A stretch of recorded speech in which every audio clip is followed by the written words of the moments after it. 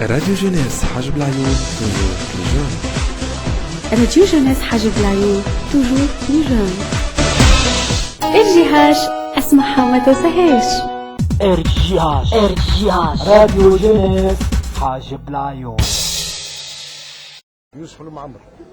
يوسف، لاحظنا اليوم جماعة الحظاير جاوا المعتمدية، شنو كان فسرنا الحكاية؟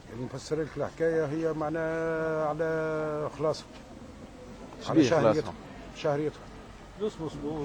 شهريتهم اللي احنا اليوم في نهار اثنين في الشهر، والتو هذه ساعة ما تلقيناش شهريتنا. الناس معناها كمواطنين توانسة، ناس عايدت وعملت الريبيون وسهرت في الوتله وسهرت في الواحد واخذت خبز القطو لصغارها ولا واحد، وصغارنا نحن ما همش صغار، احنا ما نعرفوش هل نحن ماناش تابعين الشعب التونسي او نحن جايين ما نعرفش ما شعب اخر جايين.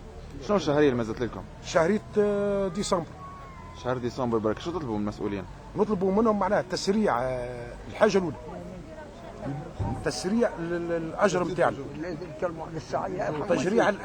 تسريع الاجر نتاعنا وتحديده، وفي ان واحد نطالبوا بجميع حقوقنا اللي تتمثل في الضمان الاجتماعي، في باش نخدموا بكرامه، نخدموا بشرف، نخدموا لان معناها اذا كان ثوره تونسيه قامت من اجل الكرامه والخبز، نحن عمال الحضاره لا كرامه ولا خبز.